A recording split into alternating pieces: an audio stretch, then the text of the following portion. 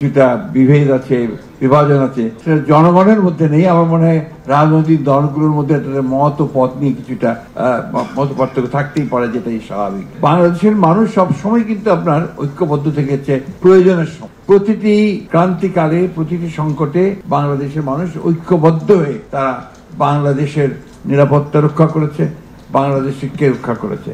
আপনারা সেই তিতুমিরের সময় থেকে শুরু করেন, 1924 পর্যন্ত আসেন। প্রতিটি সময় বাংলাদেশের মানুষ রুখে দাঁড়িয়েছে, ঐক্যবদ্ধ হয়ে দাঁড়িয়েছে তাদের প্রত্যেকটি জাতীয় স্বার্থ রক্ষা করার জন্য। 52 ভাষা আন্দোলন বলেন, 69 গণ অভ্যুত্থান বলেন, 70 নির্বাচন বলেন, 71 মুক্তিযুদ্ধ বলেন, সর্বক্ষেত্রে মানুষ এক হয়ে লড়াই করেছে তাদের নিজের জাতীয় স্বার্থ রক্ষা করার জন্য। সুতরাং আমি এটাকে মনে করি যে এটা আমাদের কাছে ঠিক একটা বড় সমস্যা বলে আমি মনে করি না।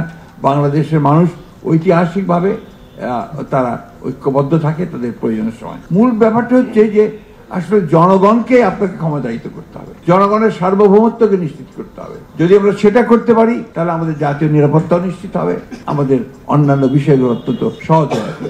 আমরা গণতন্ত্রই চর্চা করতে পারিনি ঠিক মতো। আমরা গণতন্ত্রকে চর্চা করতে গিয়ে প্রতি পদে পদে বাধা পেয়েছি। সেই জায়গায় আজকে আমাদেরকে একমত হতে হবে। আমার ধারণা যে আমরা সবাই এই ব্যাপারে একমত হয়েছি এবং অনেকে নেতিবাচক কথা বলছেন, আমি কিন্তু খুব ইতিবাচক দেখতে পাচ্ছি সামনে।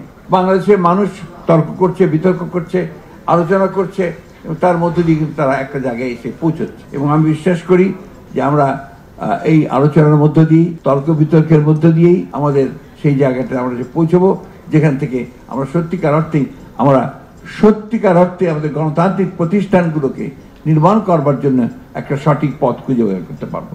এখানে খুব ইম্পর্টেন্ট কথা যেটা আমরা মনে করি, যেটা কৈশোর বলেছেন, আসলে ডেমোক্রেটিক ইনস্টিটিউশনস গুলোকে আমাকে শক্তিশালী করতে হবে এবং এটাকে শক্তিশালী করতে যদি পারি তাহলে আমি জাতীয় নিরাপত্তাকেও আমি নিশ্চিত করতে পারবো এবং আমার অন্যান্য বিষয়গুলোকে আমি সামনের দিকে এগিয়ে নিয়ে যেতে পারবো।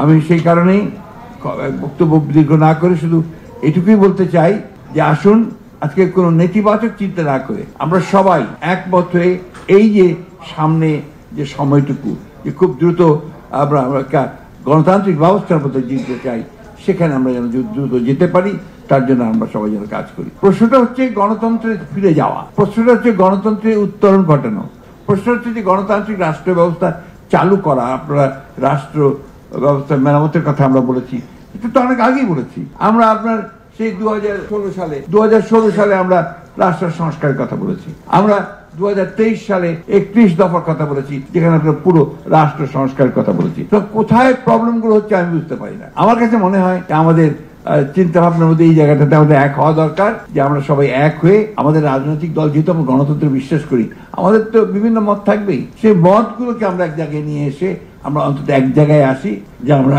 গণতন্ত্রে ফিরে যাব, একটা জনগণের ক্ষমতায়ন করব, জনগণের ক্ষমতা জনগণকে ফিরিয়ে দেবো, সে তার ভোট প্রদানের মধ্য দিয়ে তার সেই মতকে প্রতিষ্ঠিত করবে এবং সত্যিকার অর্থেই একটা গণতান্ত্রিক রাষ্ট্র ব্যবস্থা প্রতিষ্ঠা করবে।